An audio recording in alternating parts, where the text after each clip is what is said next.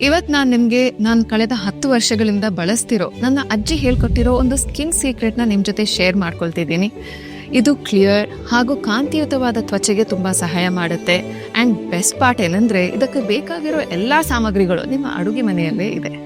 ಈ face pack ಮಾಡೋದು ತುಂಬಾ ಸುಲಭ. ಇದಕ್ಕೆ ಬೇಕಾಗಿರೋದು 2 ಸಾಮಗ್ರಿಗಳು: ಜೇನುತುಪ್ಪ ಹಾಗೂ ನಿಂಬೆ ರಸ. ಇವೆರಡನ್ನ ಸಮ ಪ್ರಮಾಣದಲ್ಲಿ ಮಿಕ್ಸ್ ಮಾಡಿ ಅಷ್ಟೇ. ನಿಂಬೆಯಲ್ಲಿ ವಿಟಮಿನ್ ಸಿ ಇರುತ್ತೆ, ಮತ್ತೆ ಇದಕ್ಕೆ ನ್ಯಾಚುರಲ್ ಬ್ಲೀಚಿಂಗ್ ಪ್ರಾಪರ್ಟೀಸ್ ಕೂಡ ಇದೆ. ಇದು ಚರ್ಮದ ಕಪ್ಪು ಕಲೆಗಳನ್ನ ಕಡಿಮೆ ಮಾಡುತ್ತೆ ಮತ್ತೆ ಸ್ಕಿನ್ ಟೋನ್ ಅನ್ನ ಸಮಾನಾಗಿರೋಕೆ ಸಹಾಯ ಮಾಡುತ್ತೆ. ಇನ್ನು ಜೇನುತುಪ್ಪ ತೇವಾಂಶವನ್ನ ಹಿಡಿದಿಟ್ಟು ತ್ವಚೆಯನ್ನ ಪೋಷಿಸುತ್ತೆ. ಇದನ್ನು ನಾನು ತುಂಬಾ ವರ್ಷದಿಂದ ಬಳಸ್ತಿದ್ದೇನೆ. ಸ್ಪೆಷಲಿ ನನ್ನ ತ್ವಚೆ ಡಲ್ ಆಗಿರೋ ಸಮಯದಲ್ಲಿ ಅಥವಾ ಮೊಡವೆಗಳು ಇದ್ದಾಗ ಇದನ್ನ ಬಳಸೋದ್ರಿಂದ ನನ್ನ ತ್ವಚೆ ಫ್ರೆಶ್ ಹಾಗೂ ಕಾಂತಿಯುತವಾಗುತ್ತೆ. ಯೋಗದಲ್ಲೊಂದು ಮಾತಿದೆ, ನೀವು ತಿನ್ನಬಲ್ಲ ವಸ್ತುಗಳನ್ನ ಮಾತ್ರ ನಿಮ್ಮ ತ್ವಚೆ ಮೇಲೆ ಬಳಸಿ ಅಂತ. ನಮ್ಮ ಚರ್ಮ ನಮ್ಮ ದೇಹದ ಅತಿ ದೊಡ್ಡ ಅಂಗ. ನಾವು ಚರ್ಮದ ಮೇಲೆ ಹಚ್ಚೋದೆಲ್ಲ ನೇರವಾಗಿ ಅಬ್ಸಾರ್ಬ್ ಆಗುತ್ತೆ.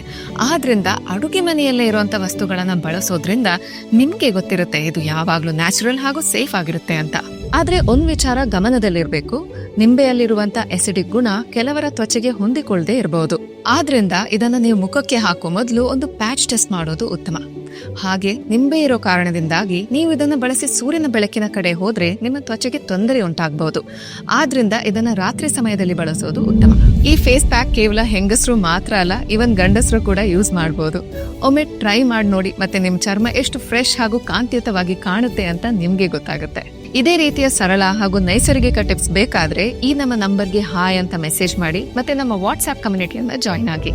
ಹಾಗೆ ಸೋಷಿಯಲ್ ವಾಣಿಯನ್ನ ಫಾಲೋ ಮಾಡೋದನ್ನ ಮರಿಬೇಡಿ.